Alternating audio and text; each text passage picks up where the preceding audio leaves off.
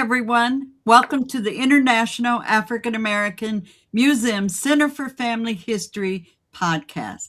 I'm your host, Dr. Shelley Viola Murphy, and I'm thrilled to have you join us today for what promises to be an engaging and an insightful discussion.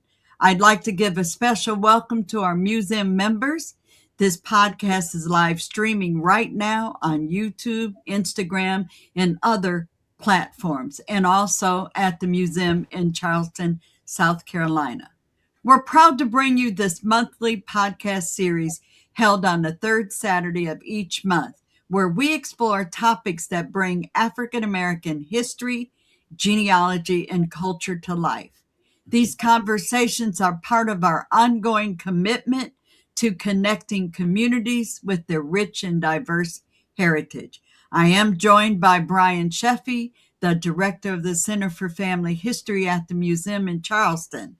As we move through today's discussion on African American veterans from the Revolution to the World Wars, we encourage our attendees to participate actively. If you have questions, please place them in the chat box, and don't forget, put a Q in front of your question so we'll be able to spot it quickly. We'll open the floor for a Q&A session at the end of the discussion, so stay tuned for that. Now let's welcome our distinguished guest. Please take a moment to introduce yourself, give us your title, and you can give us a little bit about your role and what you're involved in. So, Rick Murphy, I'd start with you first. Dr. Shelley, thank you very much for inviting me and being part of this important endeavor, particularly during Black History Month. I think as we think about Black History Month, we have to think about our veterans. I'm the founder and president general emeritus of the Society of the First African Families of English America. I descend from a long line of veterans from the Revolutionary War up through the Vietnam War. So I'm honored to come from a military family. I'm honored to be here to talk about veterans, and I'm equally honored to be here with my good friend and Bostonian, Dr. Brothers. Dr. Brothers. Well, welcome. Al Brothers here, again, living in Spencerville, Indiana. I've been a genealogist for over 40 years. Again, in terms of military research and family research, it's been an interesting journey because it includes both Canada and the United States. So from that standpoint, it's exciting. And again, it all evolves from a Brothers family that moved from Virginia to Canada in the Revolutionary War. Awesome. Well, welcome to everyone. So what we're going to do for the folks that are tuning in, we're going to have a discussion. I'm going to put out a couple of questions to these gentlemen, and we'll go from there. So again, if you have questions, put them in the chat box, and we'll get to those at the end.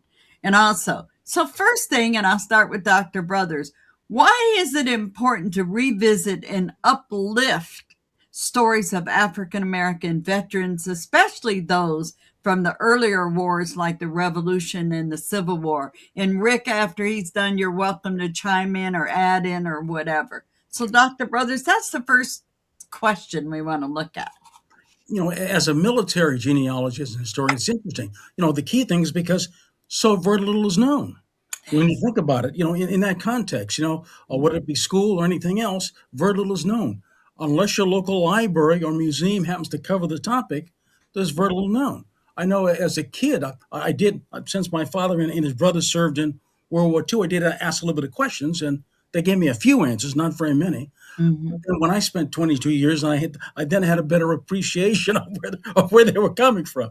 But again, it's a way of looking at your family from a different point of view. Again, a military experience really involves a family, not just an individual.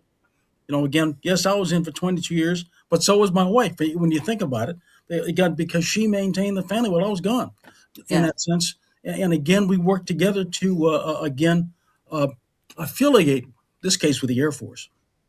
So, thank you for mentioning the women, because I'm also ex-military wife. So, yes, we held down that fort. We raised that family and so forth. So thank you for that. Rick, anything you want to add to it, or you good? I'll go on to the next one. Well, when we think about the founding of the nation Mhm. and the preamble of the Declaration of Independence, we hold these truths to be self evident that all men are created equal. A number of the African American colonial men in particular, they took those words to heart. We're all created equal. And from that very premise built into the Declaration of Independence, men of African ancestry answered the call patriotically to serve our nation. True. So when you think of the period from the Revolution to the end of the Revolution, which technically was the beginning of the foundation of the Civil War, those men who fought in the Revolution, 10,000 or more, those who served in the United States colored troops during the Civil War. Right. When you think about the men who served in World War I and World War II, many of them who came from the segregated South to go Right. overseas to free people in Europe from tyranny and fascism and Nazism. So when you think of our men from the very beginning, even to present day, we've always held up that banner that we hold these truths to be self-evident. So we have much to be proud of, Right. particularly of our men in particular, who, despite the challenges that we've always faced at home, particularly with those men from World War I and World War II, left the segregated South to free people in Europe, to come back to the segregated South. Right. This really is a story that needs to be told, and we, their descendants, have to tell the stories of our ancestors going forward so that the next generation clearly understands how important Black history is, the American Revolution, Civil War, and all the wars thereafter.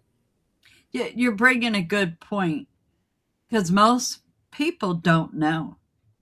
And I'll say it as an African American, we were there, we were involved, and also the men and women that I can trace back on the Revolutionary War. And isn't the Revolutionary War, which a lot of people might not realize, was basically integrated? Can you mention a little bit about the Revolutionary War being integrated when I think of the Civil War somewhat not being integrated, if I'm correct? So will both of you, one of you, go ahead, Rick, I'll let you respond there on that, and then I go to Dr. Brothers. Well, the Revolutionary War was a very interesting time. The war was fought into 5 theaters: Northern, Mid-Atlantic, Southern, Western, and Naval. The Northern Theater, those colonies in the North, unlike the South, those colonies were slave colonies. In the North, they were colonies with slaves, so there was a distinction. Right. So they sought integration on a daily basis. So when those soldiers came together, they came together in an integrated environment. There was no distinction between, now obviously it was racial distinctions, but there was no distinction. So the Revolutionary War, particularly men who served in the northern colonies, they were integrated troops. That didn't come to an end until after the Revolutionary War, where blacks were not allowed to serve the nation until the Civil War, when they couldn't get enough soldiers, and then they brought the black soldiers back in and segregated troops. Until 1952, I believe, was when the troops were integrated again.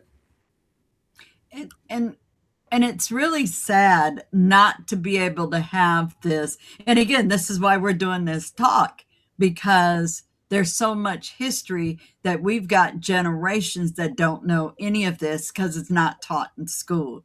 So Dr. Brothers, can you share a veteran story, either from your family or from your research, that had a deep impact on you personally? And Rick, I'm going to give you that same question. And because I'd like the audience to have something to know of something that you read and it affected you, or you remember, conducting, or if it was a family member and so forth. It's interesting because, again, being a military genealogist, I've done quite a bit of family history in that sense. And one name comes to bear. I have a whole bunch of folks who served in all of them. But the name is Charles S. Monroe. He was born in 1844 and died in 1924. The key thing was, I first noticed him in the 1860 census. Oh. He was in reform school. Color reform school today. Again, for disobedience. He immediately went into the U.S. Navy and spent 3 years in the Navy. After the Navy, he went to the colored troops, the mounted troops, in this case, the 5th Colored Cavalry. So again, you take a look at this particular individual. So he served in the Civil War. He served in both the Army and the Navy, and it gives you a much broader perspective in terms of, again, how they served. Again, I was able to research the vessel that he was on, and then Mhm. that sense when I have pictures of that too. So again, that individual stands out again because of where he came from, what he did. He did die in 1924. In the 1917 Connecticut census, it talked about a little bit of his military experience. Again, he never drove. Yes, he horseback. He again could also control a team. But again, when you recognize the time frame and the amount of experiences that he went through, because again, if he died in 1924, airplanes had also come into the forefront. Absolutely. He has seen a whole host of changes in Mm. that time frame. And think about the experiences of this. And I know, and I'm going to turn to Rick for the same question, but one of the things Rick and I don't know if he'll remember this conversation, and we talk about, and not just Revolutionary War, but even U.S. colored troops. Think of now what experiences that they are now gaining and getting exposed to. Yep. You don't hear a lot of that right now. You know what I'm saying? So you think about either Revolutionary War, they're going to different states. If they were previously, excuse me, enslaved, they might not have never crossed that line out of where they were at. That's So true. think of things they also were able to see and explore being involved with the military. Not necessarily just a soldier. It could have been someone providing aid and comfort as well. And so I look to you, Rick, and we talk about, and I don't know if you remember this a couple years ago, but they also had experiences being involved. They're going into different states. It might have been someone from the South, but now maybe they're in the North. Yep. What's going on? Snow? They might not have never seen that until during the time their involvement maybe in the war that would have happened. Right. So any comments on that, or who's your ancestor or person you research that comes to mind? We have the typical ones, the few that we hear about historically all the time. So this is why I wanted to go for more direct into someone that you know of. Well, Shelley, that's thank you for the question, but it's an unfair question because Yes. I can't just answer it with one. So I'm going to try to answer it quickly. I think of my Revolutionary War ancestor, Private Caesar Russell, who served in the Revolutionary War, but I just found out recently he was also in the Napoleonic Wars. And Oh. I found that amazing to find the document, or I didn't find, someone gave me the documentation where he served. I think of my third great grandfather, Sergeant William Cornwall, who served in the Civil War. And at the Battle of Petersburg, he was shot 6 times in the back and survived. And he served with Philip Douglass, son of Frederick Douglass. I found that fascinating. I also found it fascinating, also in the Civil War, my ancestor, William Fraction, his two brothers, were beaten severely because the enslaver said, if to the women, if your men leave to go to the colored troops, we will beat you. Their mother was beaten. They came back and they were beaten and thrown in jail. I think of my uncle, Rear Admiral Larry Chambers. I wrote a book about him, who was a captain at the time of the USS Midway, the first African American to command an aircraft carrier, and how those of you who remember the fall of Saigon, he was the one that threw over the helicopters so that more Vietnamese could escape during the fall of Saigon. So there are so many rich stories out there. So it's an unfair question for me because I've got so many in the family that I'm so proud of, but also proud of all the other men whose stories are so unique that we lose them in the overall discussion because we forget who they are, number one, and we forget those stories, number two. And you mentioned the five theaters. And Mhm. you also, when you introduced yourself, you talked about the Society of the First African Families, but you mentioned five theaters. And so I want you to just share that we know the Northern Theater book just came out. Is the other theater books going to be coming out about the Revolutionary War in those times? Absolutely. We have a phenomenal team that are working on this. They're doing the historical research, the scholarly research, the genealogical research. The Northern Theater book just came out. The Mid Atlantic Theater will be coming out this summer. And we hope every 6 or 7 months another book will come out. And hopefully the complete set will come out by the end of 2027.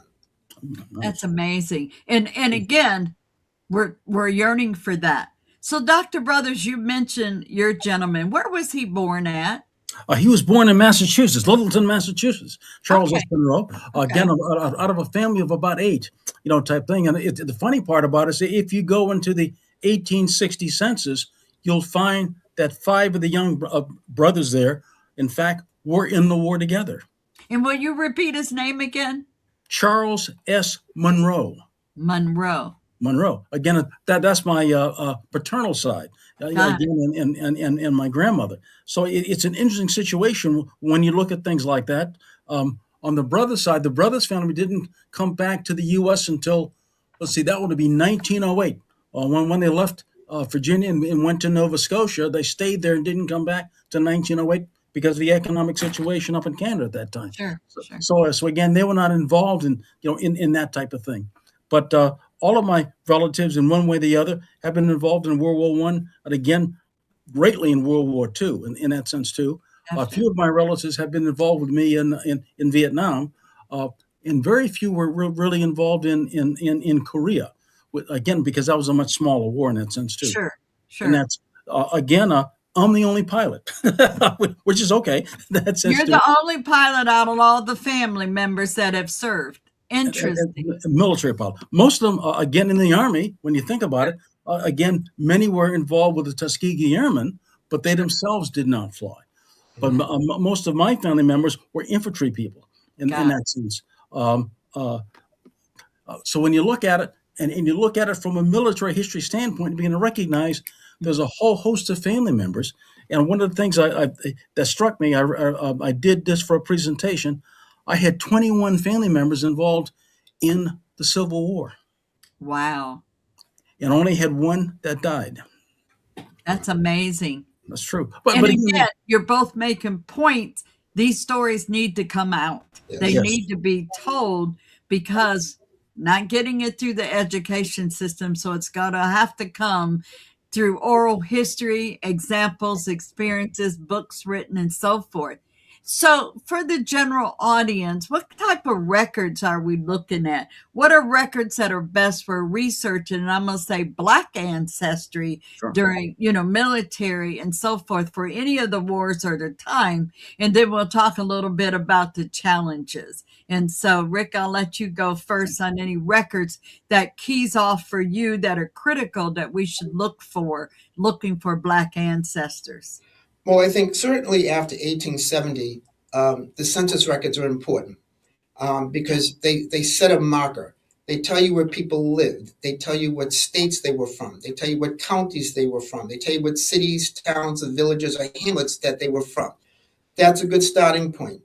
Then you've got the National Archives, where you can find pension records, bounty records, widows' pensions. Oftentimes, those records almost provide genealogies for you because they have relationships. Who's related to who? Who's married to who? Who's a son or child or grandchild of whom? They oftentimes will tell you what branch of the service they were in. Very important. A good map book, a good geography book.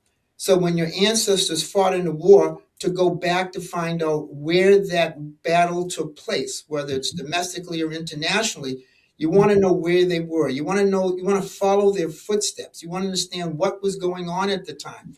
Particularly for ancestors who served overseas, there was so much conflict in Europe, it's important to know where they were in Europe. What were they eating? What were they seeing? Who were they dealing with? Very, very important. That's the story right there. That's the story right there. Yes. Wills, deeds, birth certificates, death certificates, marriage certificates. Now, you're not going to find them all the time when you start to get into the colonial area, but oftentimes, as more and more documents are being digitized, um, um, my brother Al Brothers, he's been doing genealogical research for 40 years. I was in Pampers when I started 50 years ago doing genealogical research. And I went into those dusty basements, those old libraries, and you pull out books and you get the bites from the mites that are on the books and what have Sure. you. Much easier today when you can look at the digital records, but there's so much rich stuff out there. And I'll stop and let my brother Al. Well, I will make one comment before I turn it over to Dr. Brothers. When you mentioned census, and of course, I'm active in a lot of Revolutionary War, the 1840 federal population census asked a question. Might not be filled out, but you might have a chance that that question did get asked. And this is where it will ask if they served. So that's one takeaway folks can do for Revolutionary Wars. Look at the 1840 census and, of course, the 1930 census coming forward, checking back. And there's other resources. Dr. Brother, do you have any resources that you might use thinking about research? One of the key things to look at first are enlistments. Where did they enlist? How did they enlist? And again, when you talk about the Revolutionary War, it was all handwritten, but the information was still there, in that sense too. Again, the same thing with pensions from the Revolutionary War; they were all handwritten in that sense too. I had my fourth great grandfather, Thomas Hazard, served in the Revolutionary War and received a pension. And again, he passed away in 1839. But again, I can track him, as far as that goes too, through the not only the census records, but also the Massachusetts records as well. So there are a whole host of things that can be used. Again, one of the key things I do recommend to people, go to your library and go to ancestry.com in your library and just put the name in and see what happens. And you never know what's going to happen next, in that context. And I recognize some people are known by, nicknames and everything else, but some of these things will still show up. It's a starting point, is all I'm saying from that standpoint. Again, I'm fortunate enough to live here in Fort Wayne with the Allen County Public Library, when I can go down and actually grab a book, in my hands and actually look at it. So the other thing that I want to point out that are interesting records were annual, this case, city or town reports. Yes. In that time frame, because they give you information, births, deaths, marriages, and all kinds of things in that time frame. So again, your ancestor may be well known in those areas. And another one is check with your historical society, because somebody may have written a history about the community itself, particularly if it's small. And again, your folks would be part of that history. And Shelley, if I can also add, I didn't mean to cut you off. Also add. Many times when I go out speaking, and folks will say, "Well, Rick, it was easy for you because they had the records." And I can't find my folks in the records. And there are records out there that we don't think to look at. Right. Newspaper ads are very important, and I'll explain to you why. So many people will say, when I go to the tax records, all I see is 5 Negro men and 5 Negro women, and there are no names there, or there might only be a first name. But if you go to those newspaper records, particularly the runaway ads, and oftentimes all those people who didn't have last names in those tax records, all of a sudden the last name comes up when someone runs away from the plantation, and they will say brother to so-and-so, or father to so-and-so, or son of so-and-so. So you can begin to compile that documentation, because now you've got these clues. So there's so many clues out there going back to the colonial period. Don't just automatically say, I can't find them because it only had Sarah, John, and Jane and no last names. Because if Jane runs away, all of a sudden she has a last name in those runaway ads, and she was sister to, daughter of, mother of. So there are a lot of clues out there. And again, go to the wills, because oftentimes when they split the family, they indicated a first name and a last name where they went. It's true. There's also military census schedules that are out there as well, the people to tap into.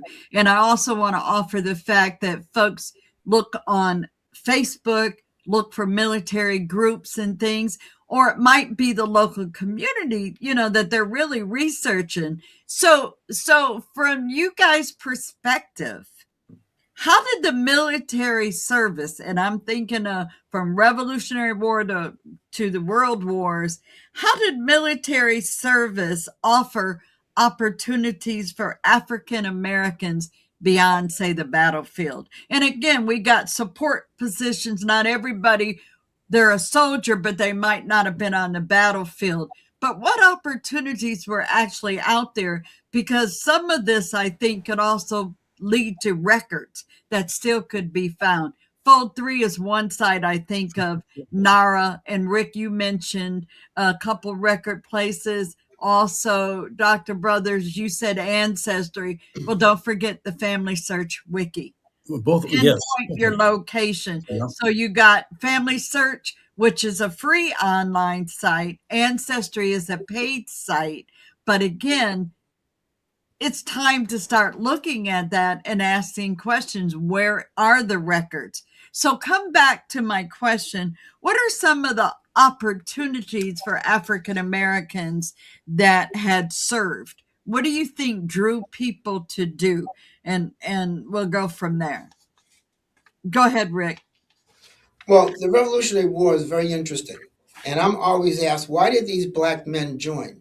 Mm-hmm. Well, first of all, when they were told, if you join, we will give you 1 year freedom. So that was a major incentive for black men to join. They became free. Second thing was, if you serve 3 years, we will give you bounty land.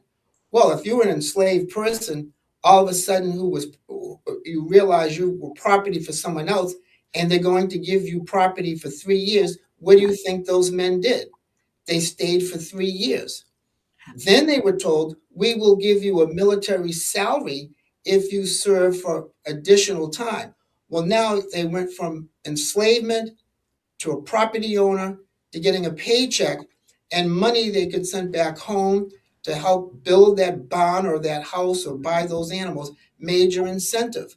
When we think about the GI Bills and a lot of the other things that came out from the military, particularly after World War II and the Korean War and even the Vietnam War, those educational opportunities that they provided men of color. So many middle-class families today are the direct beneficiaries of those GI Bills, home ownership, education. Mm-hmm. So the military absolutely helped an awful lot.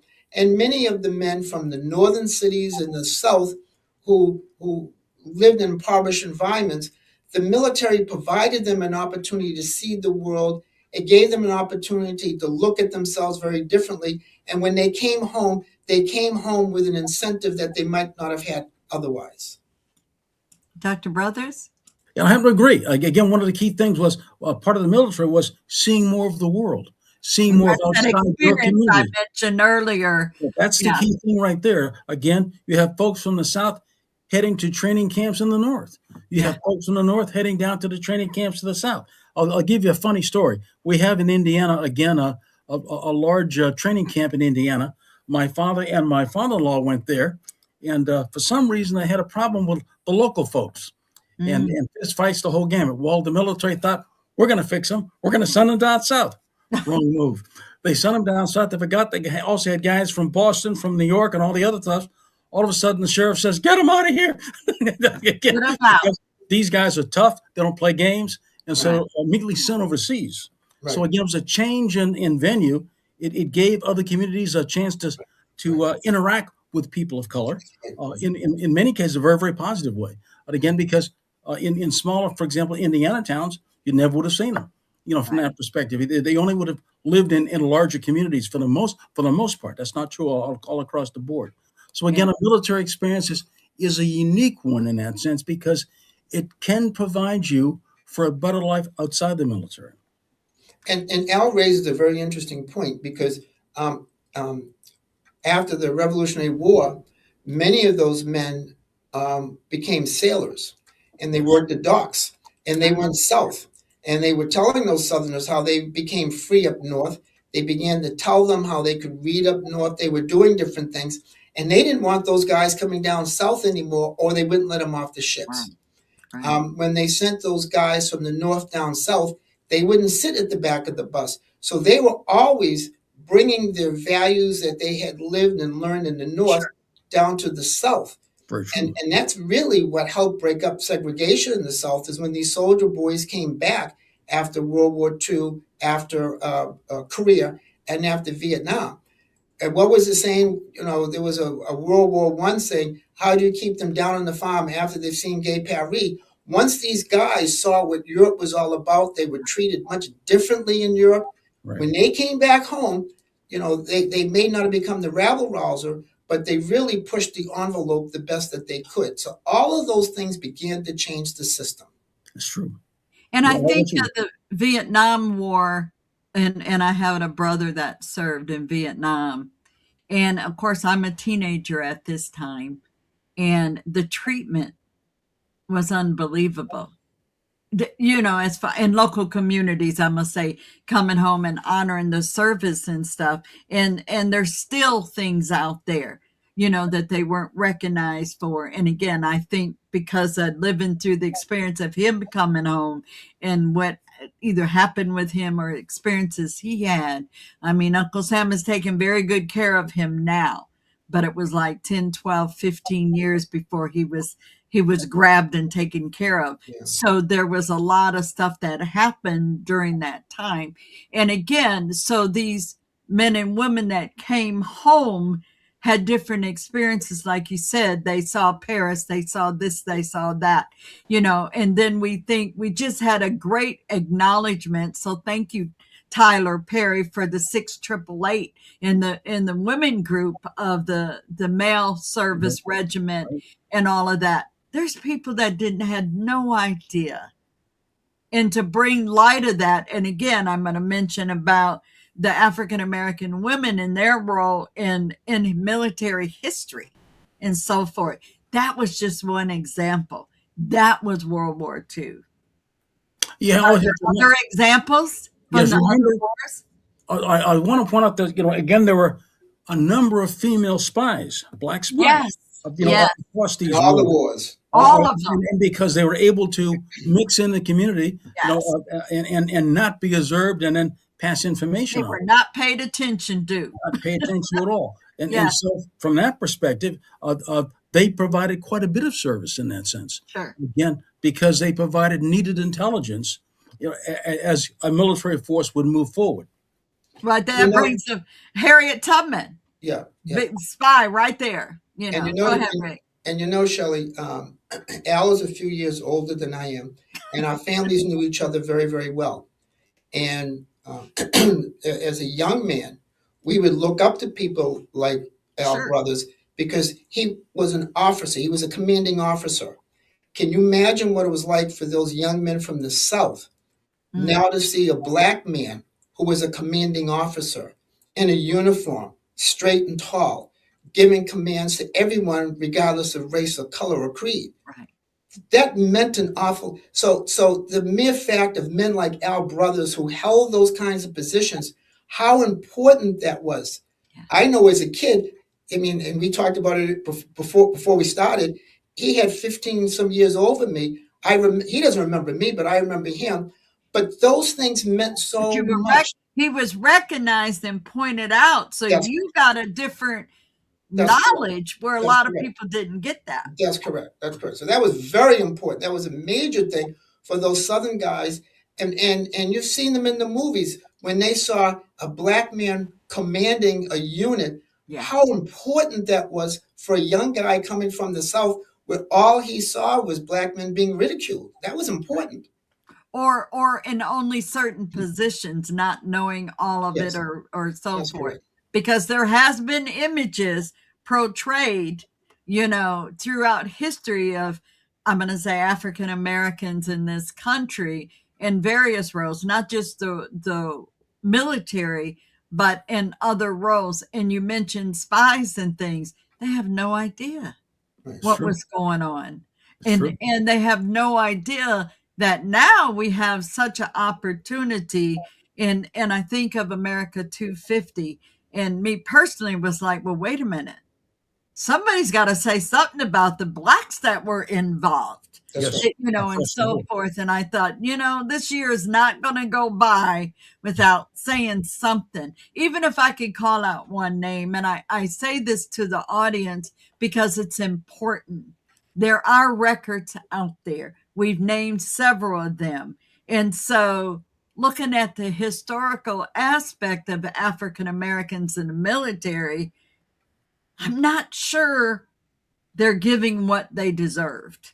And I'd like feedback on that. You got institutions and things known for that, but are they rising to the level? Because I'm learning daily on new stuff, and African American participation in things. So is there more they can do as we find these records and start telling these stories? Is there more?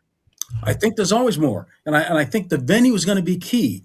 And I think one of the interesting locations is a library. Ah, yes. Because it's a neutral location in the sense that again it's open, and again they've got classrooms, everything else. Unlike schools that may have particular challenges and rules, the libraries tend to have a lot more opportunities. And the second way is African American organizations themselves speaking out, and working within the community itself to make the information known. Again, here in Fort Wayne, again I learned after coming here, since I was not born here, about the number of folks who are very heavily involved, in not only World War II but World War One, but also in between the Civil War and World War One. That time period, as the community built up, and again, many don't know about the founding of Fort Wayne or how it grew or developed. Right, right. Rick, any comments you want to say on what? And I think I'll say this: as far as the society, and producing these books, that's another way. If it's not out there, we're going to do it. We're going to make this happen. So leaving that mark, and that could be for any of the wars. So looking at organizations, they could take on the challenge and Yes. start having that window open to share. Well, one of the things, I was speaking someplace, and someone who's followed the work that I've done called me the godfather of the forgotten patriots. Yeah. Because 3 or 4 years ago, I put a marker down, and I told all these organizations that when we come to 250, they better not forget the forgotten patriots. Absolutely. And I've held true to that. And everywhere I go, I talk about the forgotten patriots. And the mere fact that they're referred to forgotten patriots, it's time that we acknowledge that the bravery of these men were forgotten. When you look at the man hours of the forgotten patriots in Revolutionary War, a quarter of the man hours were these men. And if the commander-in-chief, George Washington, didn't have these men serving, we probably would be speaking English, the British English, Right. not German. So Right. it's really important to realize the bravery of these men. But more directly to your question, we are now seeing all of these organizations beginning to recognize the forgotten patriots. You know the hits I took, Shelley, early on when they said, there's no proof to this. You're making this stuff up. There's no documentation to these forgotten patriots. And now everyone is recognized. And the numbers, they would say, oh, there might have been a couple hundred. Then they get up to 1,000. There was a couple of thousand.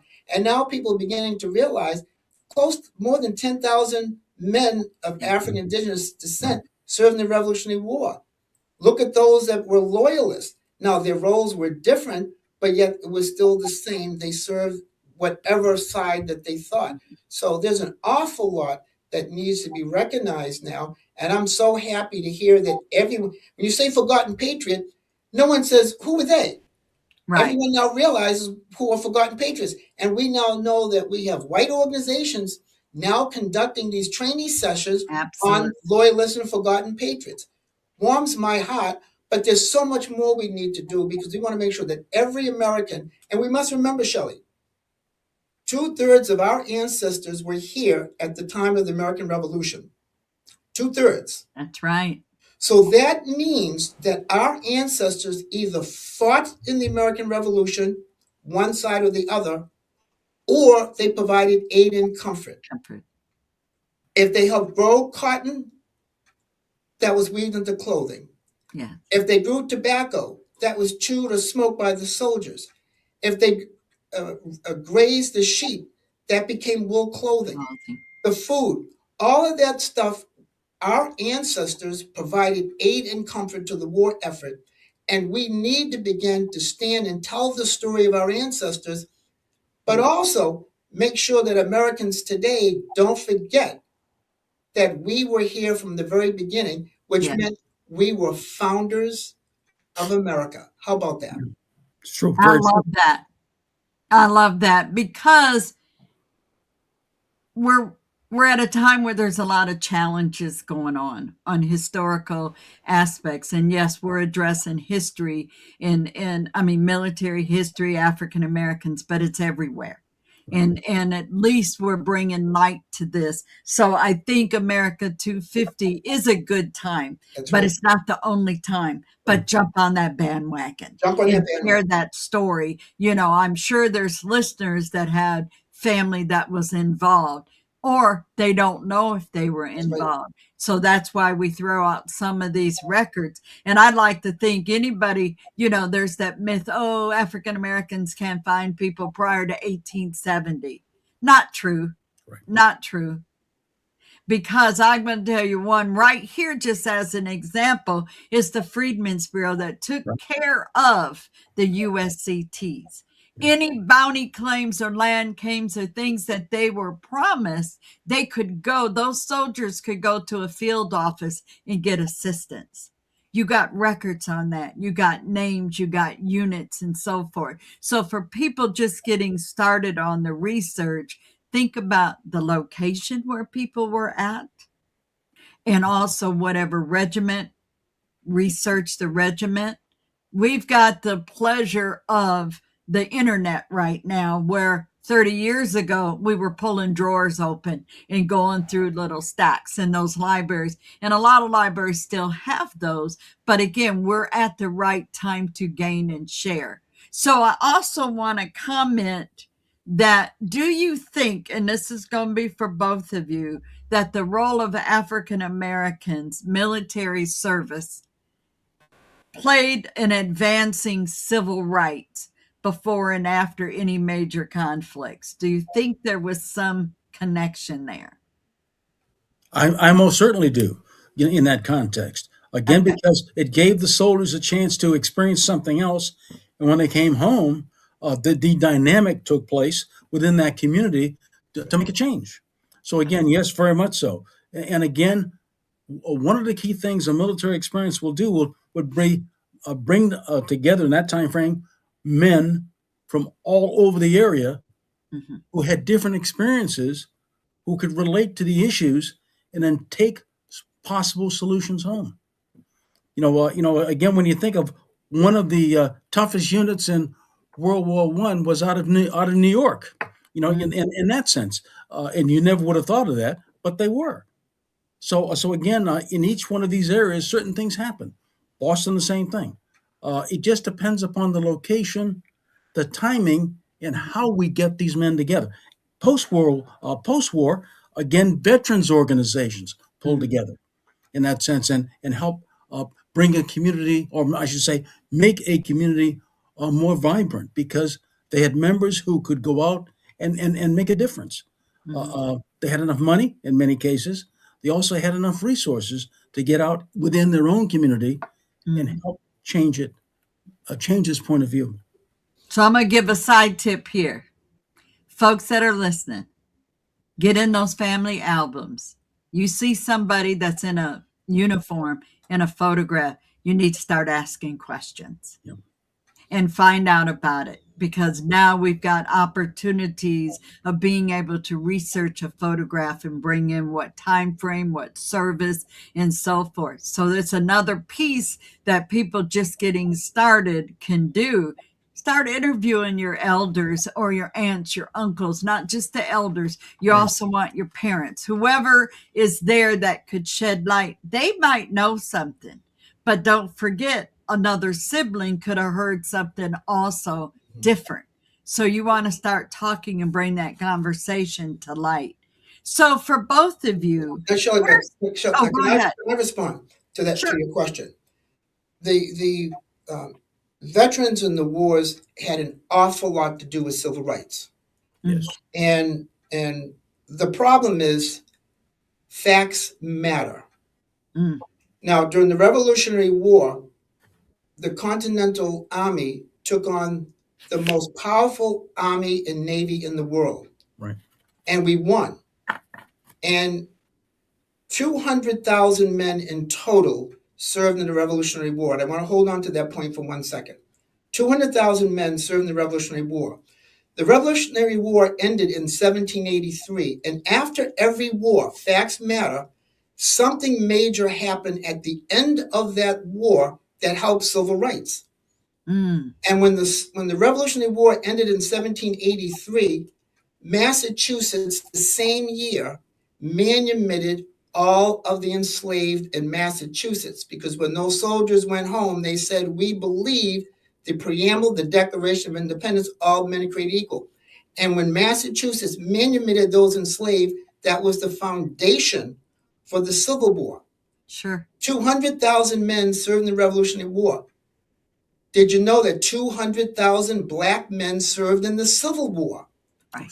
And when that war came to an end and they went home, that laid the foundation for the changes of the civil rights legislation some 60, 75, 80 years later. World War I, World War II, after the war, as we mentioned before, when those guys came home, they pushed the envelope. So the war always brought men back home who pushed the envelope for civil rights legislation. And while we are not physically in a world war, we're in a war today. Yes. And today we're pushing that envelope again. It's true. Very well said. And pushing that envelope because we're coming out with this. That, you know, we're sharing the stories. The research is being done either as a genealogy or individual for their family and so forth. So thank you for that. And so that also folks should have heard what records you're also talking about, you know, so that you think about it. And I love my little Murphy's rule is genealogy is all about time, location, Yep. and asking a lot of questions. Yep. Where is, what is, who was there, and why? And just start answering those questions, asking the questions, and then trying to build up what you can collect. We're probably at the best time ever for conducting research, be it military or just the experience and lives of African Americans in this country. But remember, we can track you coming into this country just as much as while you're here. So I don't want people to walk away and think they only will see military. No, there's ship manifests and there's other records and things like that that we can track, and their involvement in what they were involved with. So another question, do each of you have a strategy that you use to approach research in order to uncover military service for in your family histories or a project that you're working on? Is there one tried and true strategy that you would recommend? Well, I think, okay, Rick, you want to go ahead, Rick, or do you want me to? I'll go ahead. Go ahead, Al. One of the key questions is ask your family who served.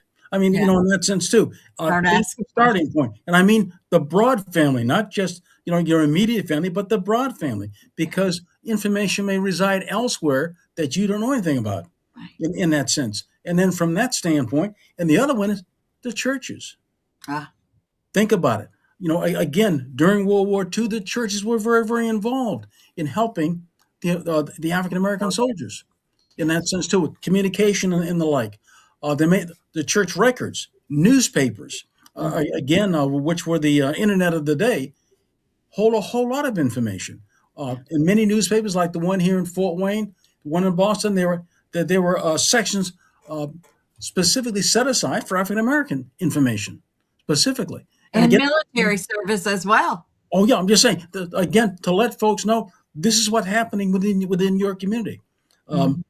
I might point out that Boston was kind of fortunate because we had local newspapers as well. So again, it Mhm. was not only the Boston Globe, the Boston Herald, but Yeah. also other smaller communities had their own newspapers too. So again, that's a fantastic resource. And I think before you respond, Rick, don't forget to search for Black newspapers, and Yes. you can start at your national archive, your state archives, and so forth. Or great Google question: give me a list of all the Black newspapers in such and such. For Virginia, you've got Chronicling Virginia. That is all the newspapers, and you will see the Black newspapers included. Fort Wayne, Indiana also has a section, and I also want to bring forth another source for research in military. Fort Wayne is also a repository, but what they developed and have for years is called Percy, Persi. Yep. Any topic or article you're thinking of or subject could be Black military, this, that, and other. Go to that website and type that in. Anything that has been written about that topic should show up as much as that system has. And it's called Percy, and it's just an excellent resource. And it's any topic, not just military. Right. So, Rick, I'll let you go ahead about the strategy on there. Well, I think what Dr. Brothers mentioned in terms of places to look, if by any chance you're looking for a Revolutionary War patriot, the Daughters of the American Revolution published a phenomenal book called The Forgotten Patriots, where they have the names of the 6,631 men who served in the Revolutionary War. There are a number of other publications out there. Again, our Forgotten Patriots, the Northern Theater, we have names of soldiers. Many of the names are names that were not in the original DAR book that we found. So there's a lot of stuff that's out there today. And again, unlike when the three of us started doing our genealogical research, there's an awful lot that's digitized. Family search, you don't have to pay the cost of Ancestry.com, which is a phenomenal research tool, Right. but you also have family search where you can find information. Dr. Brothers mentioned earlier, you can go to the library. Oftentimes, you can get access to Ancestry.com for free or Fold 3 for free. Right. So there are a lot of tools out there. It's just one's imagination as to where they think their ancestors may be found. Excellent resources and tips. So I just got a couple more questions as we wrap this up, and we'll turn to the Q&A.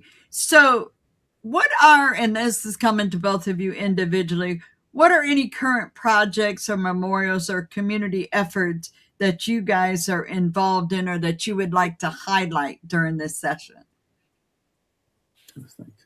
And Rick, for you, we've mentioned about the 5 theaters, Yeah. but are there any other things that you are aware of, projects that are out there you might want to highlight or bring light to? And unfortunately, Shelley, I'm working on a lot of different projects, but right now, during this period of time, America 250, I am dead focused on the Forgotten Patriots of the Northern Theater, the Mid-Atlantic Theater, the Southern Theater, the Naval Theater. Amazed how many Black men were on those ships Right. Sure. all around the world. We think that the American Revolution was just a domestic war. It was an international war. Yes. All the ships that Black men were on is phenomenal. And we also think about the West. So while I like to talk about all the other projects that I'm working on and projects that people would like for me to be involved in, which I am part of, I'm dead focused on the Forgotten Patriots. And let me also say one thing. As a former classroom teacher, I know we lose our Black boys in the 3rd, 5th, 7th, 11th grades. And those are the grades that slavery is talked about. And they see Black men in change, and in the subconscious, that stays with them. Imagine if these Black boys now were able to read a story about their ancestors or other men standing tall, fighting the war cause for freedom and liberty, how that would change. That's what I'm focused on. That's awesome. Dr. Brothers? I think I'm really focused on working with our society in getting more information and getting more people involved. Sure. Again, it's quite a bit here at the Allen County Public Library, but again, it's getting people involved in looking at their own family history Yes. in that sense too, and trying to get younger people engaged because that tends to be a, a major thrust on my part to get younger folks involved in their history. It again, I became involved very early on when I asked my grandmother about okay, who are her relatives? Yeah. There you go. Yeah. People. But in many cases, and I got a good answer, but and just a strange story. Uh, One of the ancestors, we knew her as Melissa Mhm. Brothers, but her real first name was Mary. So the issue was learning how to to unfold your. I use the term hidden ancestors because the names aren't what you expect. Right, Yeah. right. And you gave a good example. And the other one is Edward and Ned. That's another common thing. If they're called Ned, then going through records and research and looking further, also look for that person as Edward because it has been interchangeable. And I've seen it in the census and then I see it in the will. And I think, wait, this is the same person. But yeah, Sarah Sally, same type thing. So I do want to comment because I mentioned it, Brian Sheffy, who's the director there at the Center for Family History. He is actually participating in a hidden census project for the Massachusetts area of the American Revolution of African Americans. So many of them fall off after the revolution. So where do we look besides the census? And again, I will comment that we called out regiments, units, who was in that area, and look for those military history. And I will also comment about Rev War apps, which is where you will see transcribed pensions and so forth. There could be some errors because some of it is, might not be AI, but it's humanized. So you want to also read through because of the misspelling that we come across all the time. And that's very prevalent in African American. I might be looking for Samuel, but during the time frame, Big Sam, Yellow Sam, Young Sam, Old Sam. So again, it's being able to bring forth the supporting documents to help tell that story. So I'd like to go ahead and go to the Q&A time with the audience Sure. and see what questions they might have. So I mean, right now we've been through a plethora of things. So Brian, if it's possible to see if you want me to look or oh, there you are, any Q&A. So thank you for joining us. Oh, can you hear me? Yes, very good. Yes, Shelley, there's only one question, and it's there in the private chat.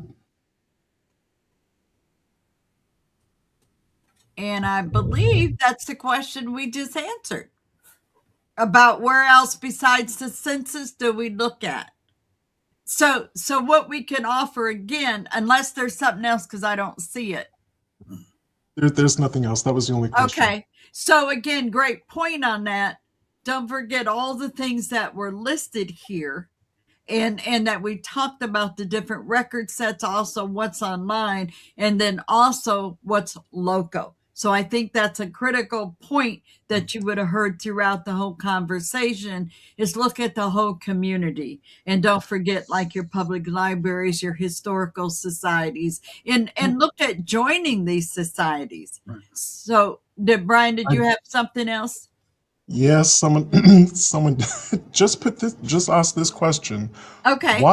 Why do you think people never talk about African Americans in war, like the War of 1812? Okay, so we know that there is a dominant culture that has controlled the historical narrative of this country. I have an ancestor who fought in the King Philip War, which is also called the French Indian War. He was black. He was a free man of color. His name does not appear in any history book. As a matter of fact, if you read about the King Philip War, you would have thought that no black men were Right. involved. That's true. But really, that's my short answer is the kind of predominant culture. The Right. dominant culture controls who gets written about and what gets written Isn't about. there an African proverb about that? Who tells the story or whoever, The lion, there's something about a lion. Who yes, tells the lion or the hunter gets to yes, tell the story. yes. Well, let's be clear. When we all went to school, we learned this word as a single word, history. Ah, It really is two words, his story. story. Right. And he tells his story, and if it's not in his viewpoint, then we get left out of his story. So it's really important that we begin to tell our own story based on the documentation that we find. And that's part of what we're doing with the Forgotten Patriots book. And again, I'm putting that plug back in because we find it's very important to tell their story. And in the books that we're writing, we're telling the story of the American Revolution through the eyes of the Black soldiers. Yes. And what we're doing is we're taking their pension records, and from their pension records, we're telling the story through their eyes, not someone else's eyes. So it is their story that we're telling about. So that's really important. One of the key things that we're doing as we tell this story. And let me also add a couple of things, Shelley, if I might, and take Sure, a go commercial ahead. here. The Society of the First African Families of English America. If you have an ancestor that served in the Revolutionary War of African ancestry, please make sure you reach out to me or you reach out to the Society of the First African Families of English America because we want you to join us. We have our conference on May 1st and May 2nd at the Museum of the American Revolution.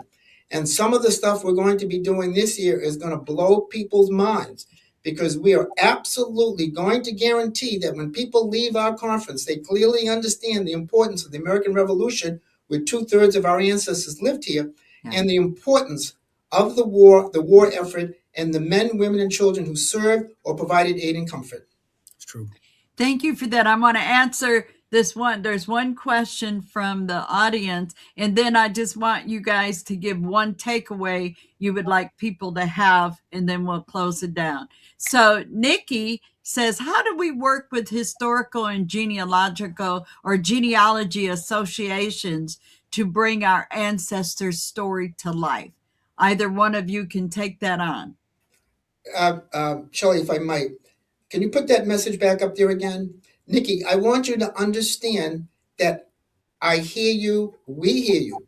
The Society of the First African Families, we just started a book publishing company with a clear intent for descendants to write the stories of their ancestors. So it is our story. So Nikki, if you have an important story that you feel America needs to hear about, go to the website, franklinpearson.media, Franklin Pearson, one word, .media, and we are committed to write the stories of the ancestors. These are our stories. These are their stories.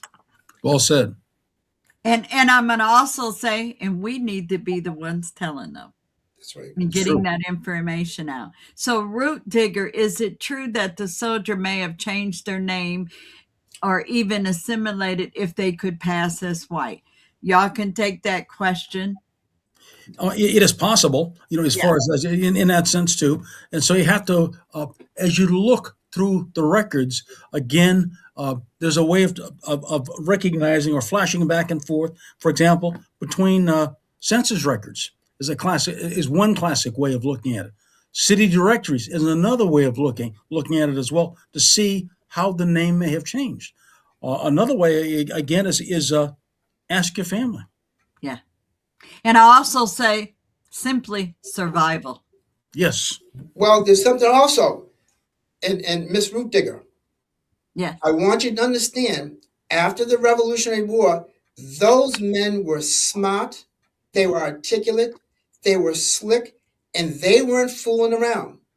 And after the Revolutionary War, they got rid of the name of their enslaver and they intentionally changed their names. That also took place after the Civil War. Yeah. That's why you see so many Freemans.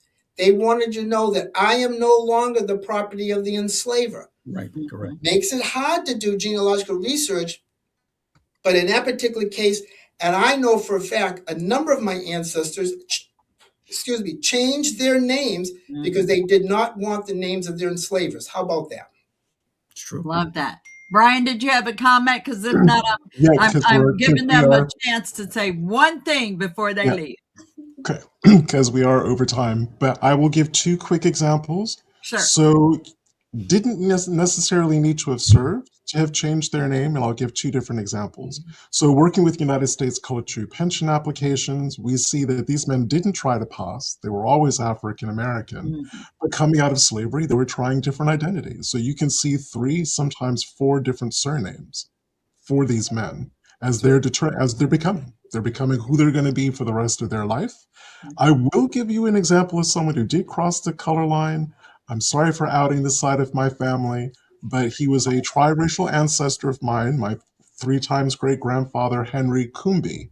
Well, he started off as Henry Coombo. He sued the state of North Carolina to be recognized as a white man. They said Mhm. no. He moved to South Carolina, and what did he do? He assumed a white identity. So, two Again, very different examples. two And you different. know, I grew up where that was the conversation in the family where people were passing. But you know what's interesting? Today we have DNA.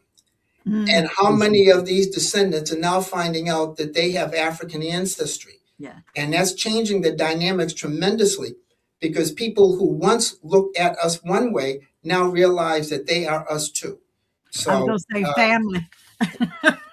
cousins, and Cousin. many of them are now coming back into the fold. Yeah, So so this whole conversation is an interesting conversation. it It's is. true. I was So going to I follow want up. to give you, oh, go ahead. I was going to say that to me is a key truth. One of the things I've been trying to do is see if I can find any direct African connection. Uh, I only found one in Ghana. yeah. Again in that sense. But again, you have to recognize how large a pool there is for again for DNA analysis. So again, DNA has made a change in terms of how we It's look been at a things. game changer. Yes. Yes. And positive, but it also a negative way as well, too, when people something comes out that was not known and now it is. And anyway, that's a whole nother podcast with Dr. It Right. is. Yes. So I want to We give should you do a podcast on it. Yes. we have, and so I want to give each of you take about a minute.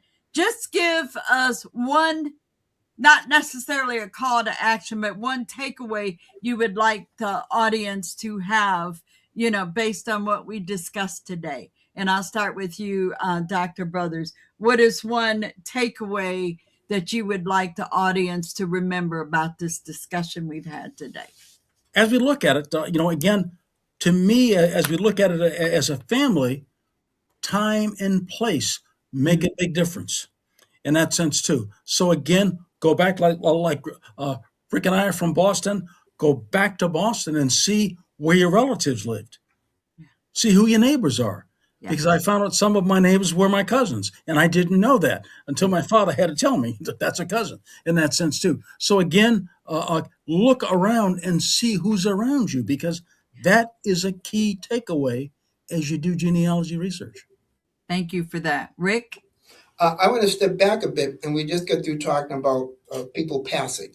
And I think a takeaway, particularly as we talk about veterans, is when you do your genealogical research and you go to websites like Ancestry.com and you see a zillion white cousins, look for those white cousins who may have African DNA. And the reason for that, it makes it so much easier for you to track that African DNA, which goes back to the 16 and 1700s. And you then can be able to find out how you align with them, your DNA. And that's a wonderful way. And that's how many people are finding their Revolutionary War ancestors, bringing it back. They're finding their Civil War ancestors. And people cross the color line for many different reasons, but use that to your advantage as you do your genealogical research, because those white ancestors makes it much easier to pinpoint where your African ancestors came from and where they were in this country here. And that's important for those of you who are trying to get to your Revolutionary and Civil War ancestry. Absolutely. And I want to say thank you all for joining us today for this podcast of the International African American Museum's Center for Family History. A heartfelt thank you to Rick and Dr. Brothers. We appreciate you sharing your invaluable knowledge, perspectives, and of course, dedication to preserving the history of the veterans and the connections with military service in various wars. Your work is not only inspiring, but it's crucial in ensuring that these stories are remembered and celebrated. And to you, the viewers and the listeners, doesn't matter if you join us from YouTube, Facebook, or wherever, or in person, we appreciate your time and engagement. Your participation is what makes the podcast such a meaningful experience. So as we wrap up, a quick reminder, our next podcast will air live Saturday, February the 14th, 1 p.m. Eastern Standard Time, and it's a discussion on land, liberty, and legacy, African American land ownership with Dr. Anna Lisa Cox and Bernice Bennett. So again, stay tuned to our social media channels for also the website for updates and topics and guest lineup. Until next time, keep exploring, keep asking questions, and keep connecting with your history. From all of us at the International African American Museum Center for Family History, take care.